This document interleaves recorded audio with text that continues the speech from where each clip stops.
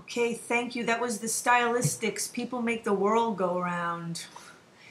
And thank you for tuning in. I am Catherine Waters. This July 14th, Bastille Day, on Organic News on Awake Radio. And the first guest, the subject, again, it's Greece. I feel like it's really important to talk about what's going on over there, because the solution doesn't ever arrive. It just, the problem seems to just get perpetuated. And we have with us SAMEER Dossani, an advocacy coordinator at ActionAid International. He said a couple of days ago now, this week, as Europe deals with the fallout from the recent Greek referendum, one thing has become clearer than ever. The old economic orthodoxy is dead. What's less clear is whether a new and more sensible framework may be on its way, and whether BRICS countries, Brazil, Russia, India, China, and South Africa, may be able to play a role in ushering it in. The BRICS are having their annual summit in Ufa, Russia this week. Prime ministers of the BRICS bloc have been meeting annually since 2007 and 8 financial crisis, and issuing statements on global political and economic affairs. This year's event will see the launch of BRICS New Development Bank. Heralded as an alternative to the World Bank, the BRICS has already set up an alternative IMF, and the New Development Bank is being touted as a way to bring much needed financing to the infrastructure and energy sectors of developing countries. The African continent in particular has been singled out as having an infrastructure deficit, in which the New Development Bank could help resolve. But whether the New Development Bank will really bring about a new development model remains to be seen. So thank you for joining us on Awake Radio, SAMEER Dossani. Thank you for having me. Right, first it was a no vote, and would you say it's a 180 that happened in Greece? Or, as far as they're willing to, do this deal that adds even further debt rather than alleviating the debt? Yeah. Yeah, I mean, listen, I think in order to understand Greece, we have to understand, maybe 20 or 30 years of history here. Right. I think the first thing is that, we have these history of IMF structural adjustment programs, this just being one of many hundred, that have gone on since about 1980. And none of them have worked. And one of the key tenets, so we can talk about the other tenets as well if you like, but the key tenets of these structural adjustment programs, so one is privatization, the other is liberalization, and the third is budget cuts, what they call austerity, and now everyone knows the term because it's been used so much around Greece. Now what happens when you have budget cuts in an economy that's already depressed? There's no way to stimulate growth. There's no investment. It's like if you're completely broke. I know this is tough if you ever find yourself completely broke, but people who have been in that situation will understand what I'm about to say. It's very hard to just start with nothing. You actually need to borrow some capital from somewhere to get going on something. You need to actually invest in something, whether it's your education, whether it's a business plan, whether it's a house. I mean, you need some little capital to get going. And then you can, work from one thing to the other and pay off your debts and so on and so forth. It sounds like you have to do CPR before you can defibrillate a patient. Absolutely, that kind of thing. I mean, you need something to get going. But what they're being told is, no, you're not completely broke. You still have a car. You still have a car that you're sleeping out of. You still have, some clothes on your back. So you got to sell those off too. Now, if you sell those off, you're going to have even less of a starting point, less of something to work with. Now, we're talking about this in the context of Greece, but it's crucial to remember that countries in Africa, Latin America, Asia have been doing this for generations, have been forced to do this for generations, and are looking for a way out. So what happened in Greece was, they were told, no, you got to sell some more of your assets, you got to liquidate some more stuff, you got to pay us back faster. And they said, look, our economy is shrinking. And now we know even the IMF agrees that their economy is shrinking so much there's no way they could possibly pay back their debts in 30 years or even longer than that. So our economy is shrinking. So actually, let's be realistic about this. You took a risk when you invested in us, you being the banks or the governments or whoever Greece's creditors are. You're not going to get 100% of your investment back. That's just the case. If someone gives me a loan for a house or for a business, there's a chance I'm going to default on that. Right. They're giving me the loan and they're making me pay a lot of interest if it's a high-risk loan, which Greece is paying a lot of interest. Because, if you don't get the capital back, at least you get the interest back. And, like I say, Greece's creditors have got a lot of interest. So what Greece said was, look, we're not going to do this. We cannot do this. Let's take it to our people. Let's actually talk about democracy. And their hope was that with a mandate from their own citizens, which the citizens gave them, their hope was that they could go to their creditors and say, look, guys, what you want is against the spirit of democracy. We just did a referendum, the most democratic thing imaginable, and more than 60% of Greeks are not in favor of walking the path that you want us to walk. And the creditors said, we don't care.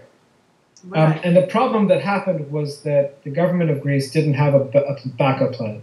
They never really developed that possibility of leaving the Eurozone, which would be which might have been a sensible thing to do given the circumstances and so on.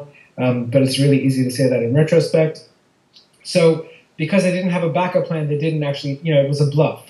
They didn't really have any choice because, this is where it gets a little bit complicated because unlike, say, the United States, the government of Greece is not in charge of Greek banks. It's really because it's part of the Eurozone, because it's part of the European economic agreements and so on. So it's actually the European Central Bank that plays that role, and the European Central Bank is dominated by the Germans, who are the richest country in the Eurozone. So it's a case of the richest country versus the poorest country, and you can imagine what's going to happen in that circumstance. But the bottom line, though, is that the so-called creditors, they don't really want to see Greece be free. I mean, it's because they just keep doing things to make Greece more indebted to them. Yeah, I mean, to tell you the truth, the size of the Greek economy is relatively so small that one wonders, how sadistic they have to be in the case of Greece. I mean, what is their motivation? Because if they were to take a loss on their debts, it's not a huge deal. And exactly. even if we read some of the IMF papers, that's what they seem to be saying. They seem to be saying, look, the Greek economy is not that big, so why are you guys freaking out so much? And I'll tell you what the answer is. The answer is that it's not just about Greece. The Greek people, the Greek citizens, are a pawn in this scheme. Because what's happening by inflicting so much pain on Greece and on Greek citizens, what Germany is doing, I mean, it's not about the Eurozone anymore. It's really about Germany. What Germany is doing is sending a message to other countries that you better not act up. You better not do what Greece is doing. You better instead, toe the line. You better pay your debts. Because if you don't, we're going to put you through this kind of horrible scenario. But the debts aren't even legitimate. I mean, the money doesn't go to the people. No, that's true. I mean, in fact, when we talk about the European financial crisis or the global financial crisis overall, it's important to remember that Greece was one of the only countries that actually had a deficit at the time of the crisis. Other countries that are in the situation, like Spain, like Portugal, like Ireland, these countries were either balanced, they weren't running a deficit, or they had small surpluses. They were actually, in good fiscal shape. And it was actually the bank's fault because of the housing crisis, the bank collapse that happened after that. This was what led those economies to tank. And in the case of Greece, it led the economy to tank. It led the deficit to go way further than it was. 90% of the money that's been lent to Greece has been used, it's nominally lent because what it's given to Greece and then the next day it's sent away to pay debts. So it's not the people who are benefiting at all from this, right, even from the borrowing. It is really being used to pay off financial institutions. Right, and I mean, so that always leads me to just mention, what John Perkins talks about, in the Economic Hitman, and he actually, said that he didn't think Greece should pay the debt back. because this is, classic corporatocracy. Yeah, I mean, it's not a question of should, unfortunately. I mean, there's no question that morally speaking, Greece should not have any obligation to pay the debts. Morally speaking, the creditors took on a risk when they lent the money, and Greece should be able to take a haircut. But unfortunately, that's just not the reality, because Greece doesn't have its own currency. Greece, there's been parallels drawn with Argentina in 2001, 2002. Argentina had its own currency, but it was pegged to the US dollar.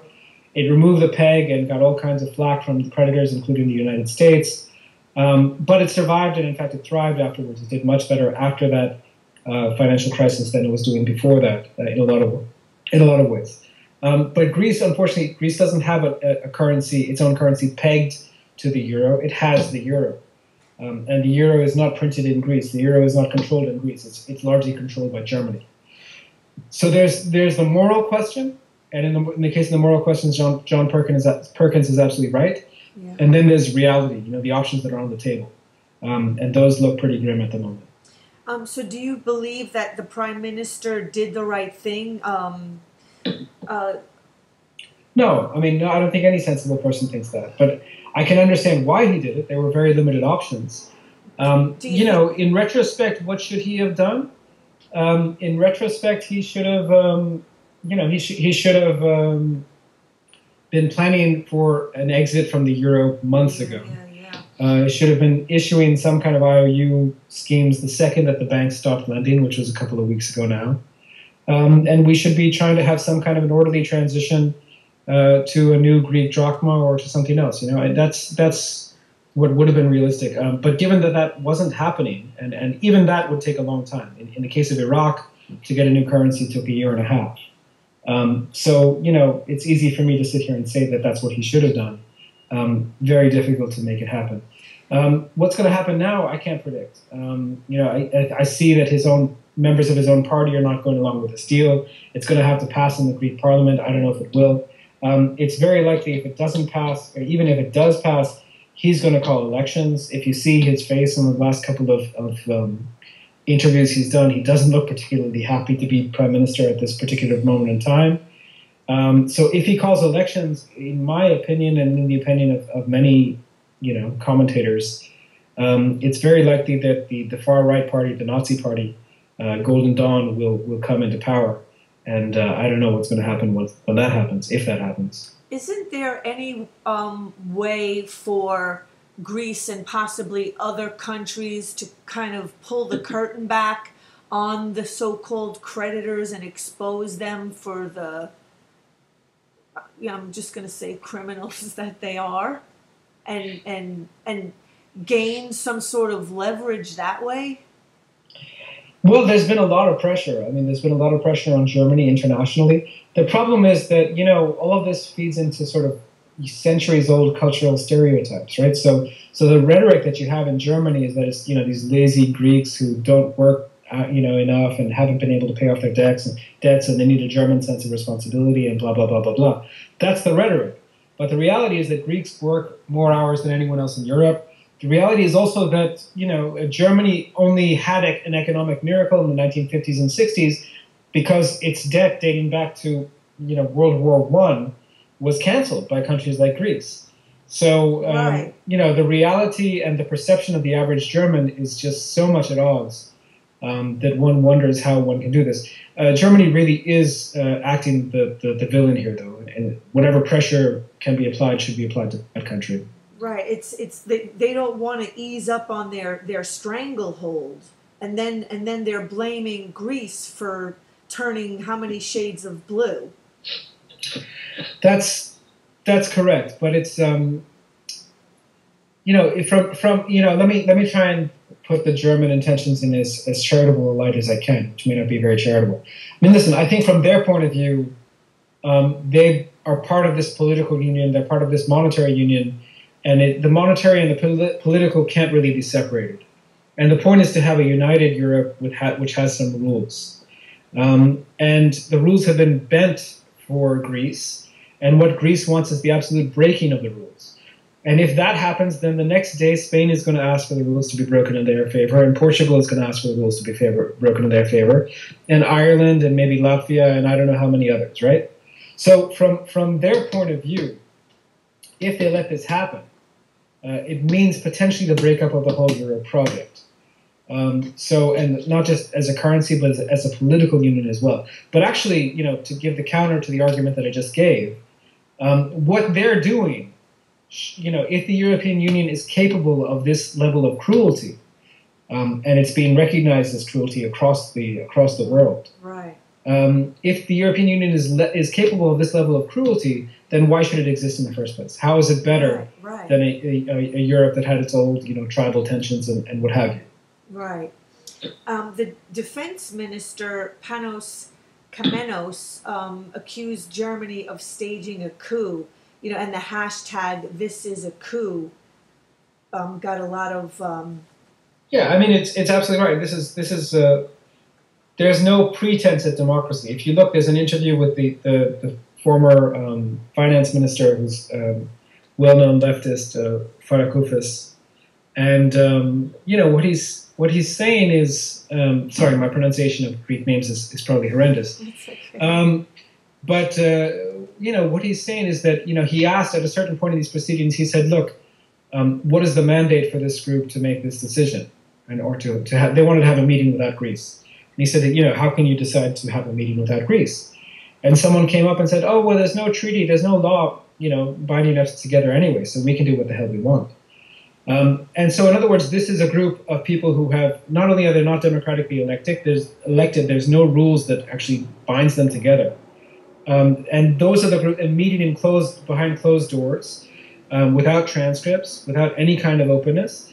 And that's the group of people who are effectively running, making all the decisions for the Greek people. Right. It's 20 bureaucrats and a couple of politicians behind closed doors. Right.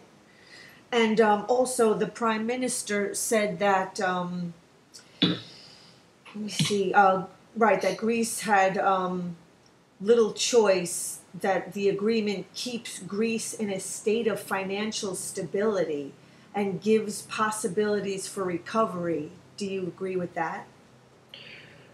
Well, maybe the former, probably not the latter. I mean, financial stability depends what you mean. If you mean that the banks are open and rich people can take money, people who have money in the banks, which is, kind of by definition, the richer 50% at this point in time in Greece, can access their money, then yeah, sure, that's what it does. But hopes for recovery, hopes for increased employment, hopes for further industrialization, are pretty grim. Things are pretty grim. We have an office in Greece. I have friends in Greece. They're not, they've never been, I would say, in a position of being comfortable in the last year. But now it's like, we're pretty much resigned to something like a worst case scenario unfolding here. And it means that my children are not going to have the same standard of living that I had growing up. And they may even have as bad a standard of living as our grandparents did, who grew up at the time of the war. Right. So that's pretty serious. And so the Europeans, they didn't take into account, the loud no vote by the people. I mean, it's as if. They did take it into account. They made it even worse. Yeah. They said, look, if the Greek people really think they don't want to play ball, well, then we're going to force them to play ball in even a worse kind of way. They're going to have to swallow twice the austerity that they would have if you guys hadn't even gone to the electorate. And do you think? I mean, obviously, the Greek people are not going to be happy about this. I mean, do you think? No, but that's the thing. I mean, because Syriza was offering some hope, at least some chance of standing up to the creditors, and they inspired that sentiment. And the sort of mainstream parties are completely co-opted. Right. So what does that leave? That leaves the far right. And the far right is, I think, if the election was called tomorrow, they'd get more than 30% of the votes, according to some polls. And the election is very likely to be called very soon, in my opinion. So it's scary times. A Michaelis Spordikalis that was on talking about Greece today said that the alternative, having been to exit the Eurozone, was not an option at this point because it would have been too technical, to the term, Grexit. Yeah. Wasn't prepared enough for. Yeah, I mean that's exactly my point. I mean, I think that in some ways it was a big bluff that Syriza did to say, we need a mandate from the people. They got the mandate from the people, but they just weren't prepared to sort of carry it out all the way, which is unfortunate.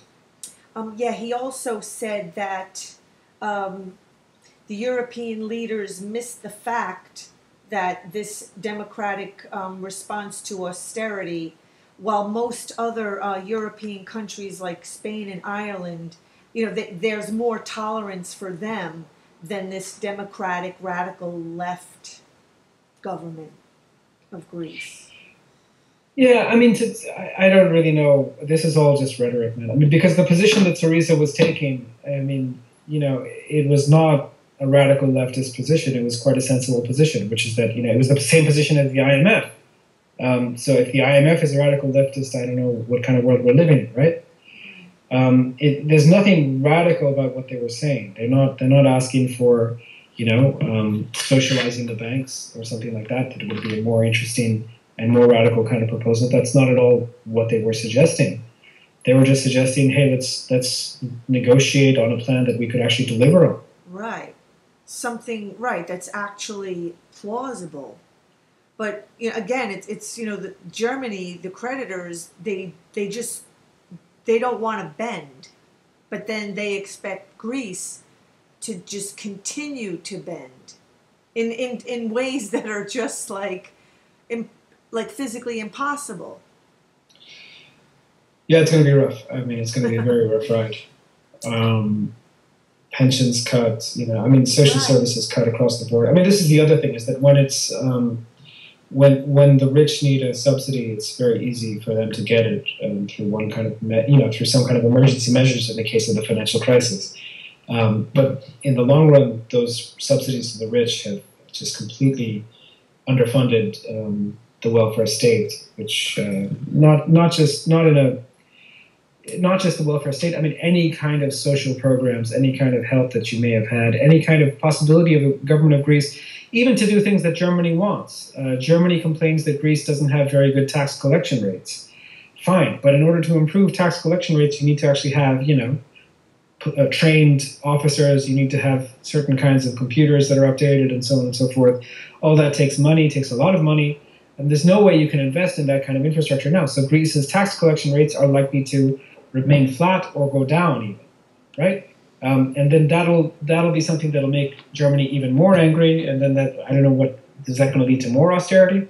It's this never-ending cycle here, and it makes no sense. Right. And so before, people in Greece, they were only allowed to take out, 67 euros, I believe? It was 60 euros, and then it effectively became 50 because the banks ran out of 20 euro notes. And so what is it going to be now? I mean, listen, we're still in that phase where, there's limits on how much you can take out of the bank and so on. But if the vote on Wednesday goes, according to what Germany wants, then those kind of conditions would be lifted. Those kind of restrictions would be lifted. Okay, I just have one more. Jeroen Dijsselbloem, the president of Eurogroup. He sounded reasonable. He was talking about a reasonable and effective, conditionalities. He said not much point offering loans if the underlying problems are not dealt with.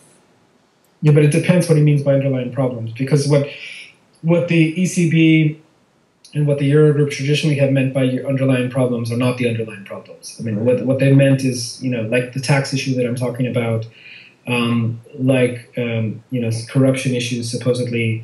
The big thing is tax. People not paying their tax because they're not making enough money is one reason, but for a variety of other reasons, some of which need to be addressed. But that's not the real issue. The real issue is that you have a stagnant economy that's not growing because it cannot grow because you need to invest in order to get somewhere. When you're in a state that the closest thing this country has seen to the state that Greece is in is the Great Depression. So when you're in that kind of a state, you need something. And what got us out of the Great Depression eventually was World War II. It was a huge stimulus package, and a huge amount of money borrowed and spent on the military in that case, but it could have been on roads and bridges and schools and so on as well. So, this is not rocket science, and this is not the first time we're seeing this happen. We have the evidence of the Great Depression. We also have the evidence of the last 7 years. The countries that did austerity, Greece being the primary example, are much worse off than the countries that didn't. It would be great for your listeners to do a bit of Googling and contrast the situation in Greece with the situation of Iceland. Iceland was the worst hit. Iceland was where all the banks were located. They really, really took a severe beating in the first few days. They depreciated their currency. They weren't part of the Eurozone, which saved them. They depreciated their currency by a relatively big order of magnitude. And then they invested in some of their infrastructure. They invested in traditional Icelandic exports like fishing and so on. And they recovered, pretty soon. And they also invested in in some kind of industrial policy and sort of making stuff as opposed to just lending out money.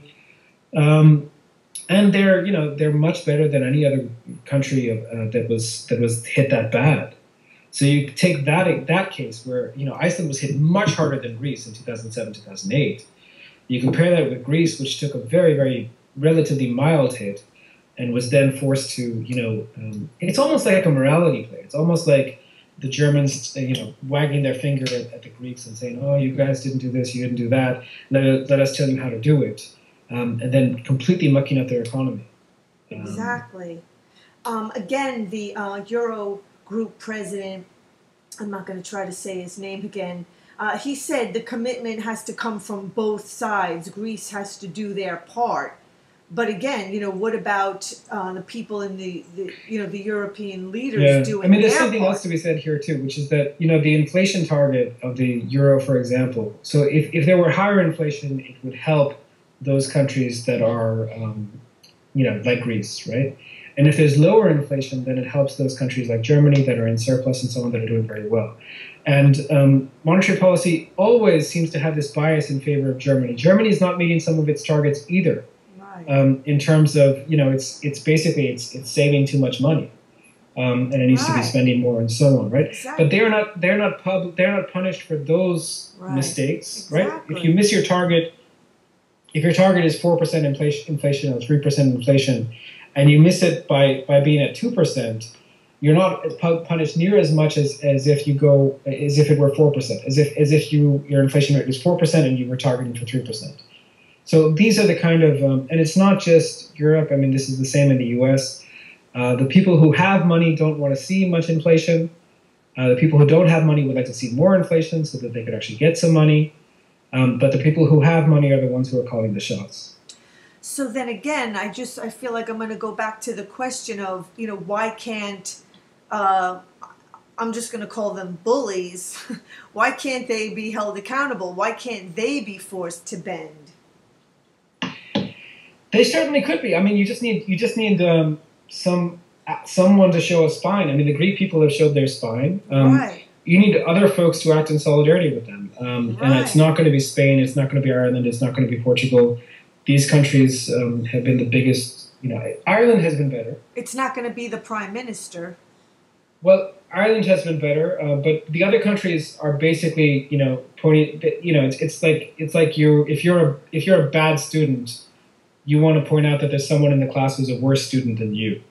So some of these countries have been pointing their finger at Greece and saying, look how bad they are, in the hopes that Germany won't look at them the way that they're looking at Greece. You with me? Right. So that's one element of it. But there's a certain point when countries like France, Italy's kind of in a weird situation here too, but France is the big one. So France is the second biggest economy, and France, in some ways, has more in common with countries like Spain, and Greece is kind of an exception, but let's say Spain and Portugal, than with Germany. if France were to show some spine, I mean, they have a supposedly socialist prime minister in Hollande at the moment. If they were to show some spine, that could really change things up. The IMF, I'm hearing rumors that the IMF may try and wash its hands of this whole thing. That would be an interesting, development, because the ECB has long said that it doesn't have the expertise to do the economic analysis of these kind of programs, so it needs the IMF as a partner. If the IMF pulls out, then that could put the whole thing under some pressure to be renegotiated or something. But at the end of the day, unless there's two possibilities here. One is that Germany wakes up and decides to show some solidarity with Greece. I'm not holding my breath for that one. And the other possibility is that Greece, sooner or later leaves the Eurozone. And I think for their sakes, they should be hoping for sooner at this point rather than later. But if they don't do it now, it's very likely that it will happen under some guise, under a fascist party rule or something. I don't even know what that would look like. But it's very likely that it will happen in the future. So the original debt was something like 340 billion, with another 83 billion euros added to it, out of which 17 billion was the interest. Sounds about right. If you've got the figures in front of you, they must be right. And Germany is not willing in any way to shave anything off of this 17 billion in interest. Yeah, I mean, these are the technicalities. I mean, the point is that, if your economy is shrinking, and your debt is growing, you're never going to see the light of day. It's just never going to happen. So, at the macro level, you need some of that to be canceled. And this is what even the IMF agreed way back in 1999, when it finally, after years of pressure, finally agreed to some kind of debt cancellation. It then expanded those programs in 2005, and the result has been, positive for some countries. Some countries are still under, walking that debt treadmill. But many countries have been able to come out of the thumb of the IMF through debt cancellation. And there's no doubt in my mind that Greece needs to be added to those countries, like Liberia, like Mozambique, like Mexico, like so many others, like Bangladesh, like Nepal, that need debt cancellation in order to have a functioning economy. I mean, it's as if, like you mentioned, all those other countries, and Greece. I mean, it needs to be acknowledged that, I just go back to using the example of a patient. I mean, these are, what you could kind of call, financially ill countries that need, care and wellness to recover. And it's if, Germany and the Eurozone want to kill the patient. They're not, they're not close enough to death yet, We'll wait until they're really at their last breath. Yeah. Well, Paul Krugman had the analogy that, what the Eurozone are acting like medieval doctors who find that after leeches have taken the blood of their patients, they find the patients weaker and closer to death. And the prescribed medicine is another course of bleeding by leeches, right? Right. So it's totally where we are. And so just, again, lastly, a comment by Michalis Spordalakis, one of the founders of Syriza, said, talking about selling Greek infrastructure and to force the Greek government to change its political orientation to bring the first leftist radical government down.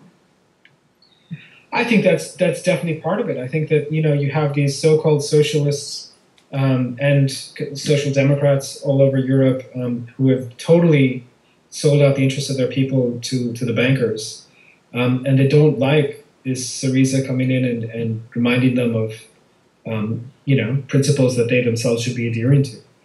And so I think it's totally about punishing the Greek people. Part of it is about punishing the Greek people for daring to elect an anti-austerity government.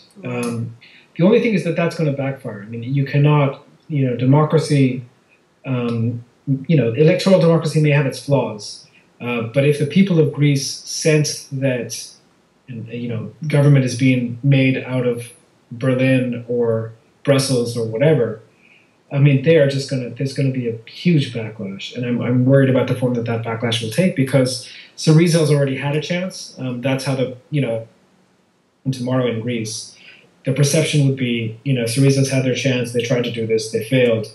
Well, what do we have left? We have the radical right Nazi party, who are totally anti-Europe, and let's put them in power and see what they do. And I fear for Greece with the Golden Dawn in power. And do you think that the former finance minister regrets resigning? But he was kind of sort of asked to leave. No, he doesn't regret resigning. I mean, you can read his long article in the New Statesman that was published yesterday. No, I mean, he could have stayed on. I imagine he had a choice.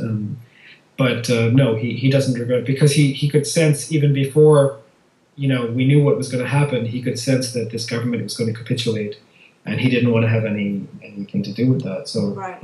And he's still a very powerful figure within Greece, and he can still influence decisions, if not make them directly anymore. Yeah, maybe he could do something, to support the people in some way. Sure. I mean, I'm sure if you asked him, he'd say that's what he's been doing all along. Yeah. But let's see. And so, I was going to move on to talk about the BRICS. Please. This week, the government delegations, Brazil, Russia, India, China, and South Africa, it's called BRICS, convene at the summit in Ufa, Russia, to launch the New Development Bank. The undersigned civil society groups and social movements agree with the need for a new kind of development. Yeah, this link is actually in the email that I got from the Institute for Public Accuracy. The existing development model in force in many emerging and developing countries is one that favors export-oriented, commodity-driven strategies and policies that are socially harmful, environmentally unstable, and have led to greater inequalities between and within countries. If the new development bank is going to break with this history, it must commit itself to the following 4 principles. Did you want to go through what they are? Sure. I mean, I think the most important thing is to talk about, when we talk about development banks, when we talk about these theories, and coming from the discussion on Greece, it's important to remember that, this orthodoxy from Germany is not different from what the IMF has been preaching to developing countries for the last 40 years. And so when we talk about a new development bank, that's what the BRICS are calling their bank, we need to talk about a new development model. So we actually know a lot about how development works.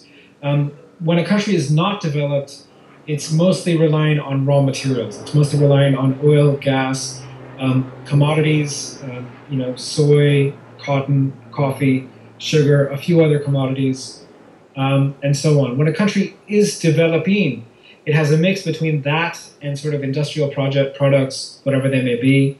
And fully developed countries are a mix of industry and services, not much in the way of raw materials, right? But what the current financial institutions do is they lock those countries into that commodity-based economy, effectively chronically underdeveloping, big parts of the world. So we need an end to that. We need to ensure that there's a new development model if this new development bank is going to take it up. That's number one. Number two, we really have to talk about, there have been a lot of people who've been hurt in the name of development. There have been a lot of communities that have been forcefully displaced. There's even a very famous case in Guatemala of villages being destroyed in the name of development and so on, people being killed. So we need to make sure that no harm is done in the name of development. And if harm is done, or if communities allege that harm has been done, they need some kind of a mechanism, some kind of a court mechanism, some kind of an accountability mechanism to ensure that they get their share of justice. Right. It's seems to be like a common theme. I mean, even in this country, the people have very little leverage.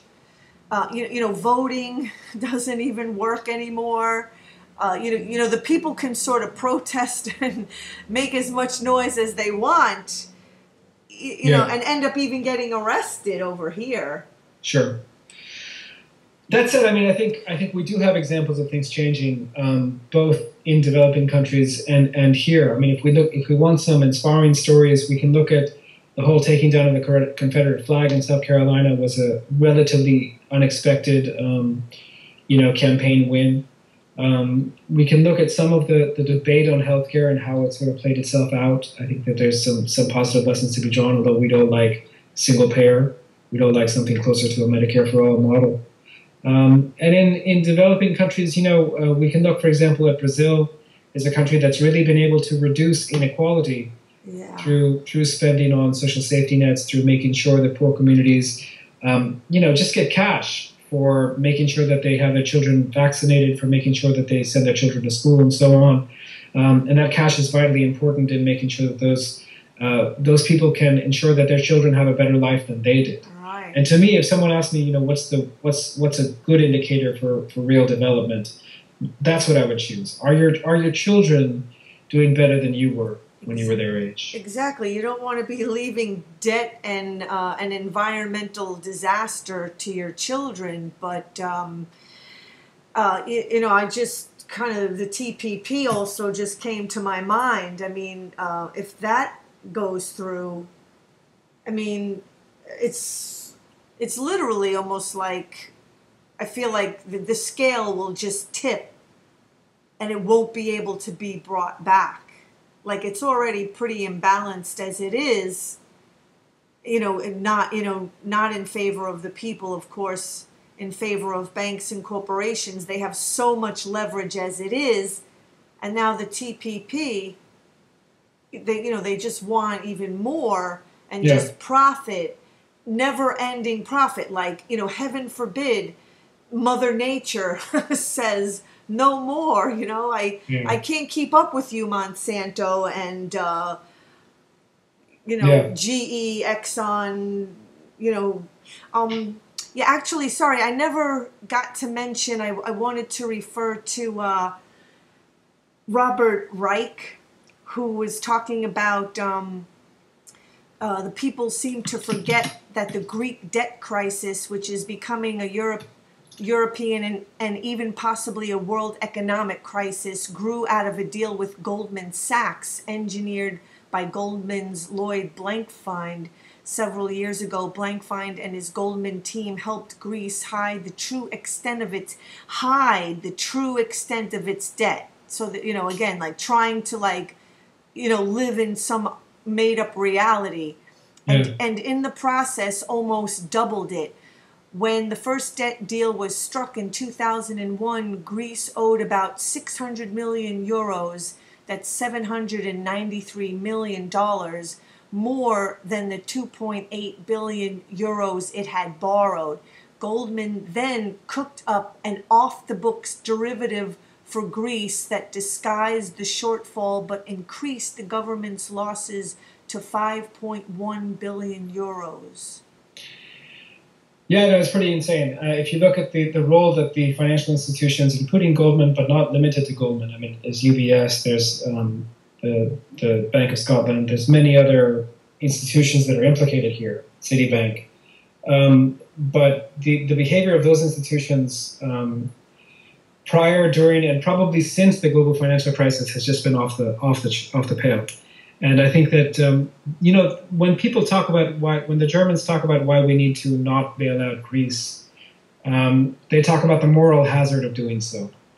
And I think in that way they have a point. There is a moral hazard, but the moral hazard has already been, we've already committed it. And we committed it not by bailing out Greece, but by bailing out Goldman, by bailing out, UBS, by bailing out these financial institutions that should have been held accountable.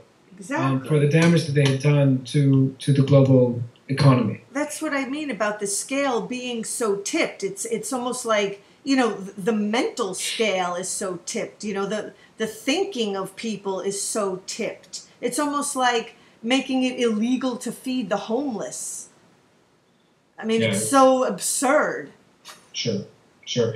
No, it's. I mean, there is still a cause for hope. Just to get back to the earlier discussion. I mean, when I look at the number, and you must have seen this too. I know you've been an activist for a long time. But when I look at the number of people who turned up for demonstrations when I was first, in the streets in my teens, and I see the number of young people who are turning out today. When I see the number of people who are turning out for racial justice, when I see the number of people who are turning out for environmental justice, when I see the number of people who are turning out for international solidarity with developing countries and so on, that does give me hope. I know that things are stacked against us more than ever, but we be many and they be few, and we can still change the world. So I'm just going to read this really short thing from Robert Reich. Undoubtedly, Greece suffers from years of corruption and tax avoidance by its wealthy, but Goldman Sachs isn't exactly innocent. It padded its profits by catastrophically leveraging up the global economy with secret, off-balance sheet debt deals. And did any of its executives ever go to jail? Of course not. They all got fat bonuses and promotions. Blank find, now the CEO raked in $24 million in 2014 alone. Meanwhile, the people of Greece struggle to buy medicine and food. I mean, I just call it sociopath. Absolutely. I mean, there's nothing else to call it. Mm-hmm. So, thank you so much, SAMEER, Thank you for joining us, and I hope to meet you in person someday. Sure. Thank you very much for your time. Okay, good night. Good night.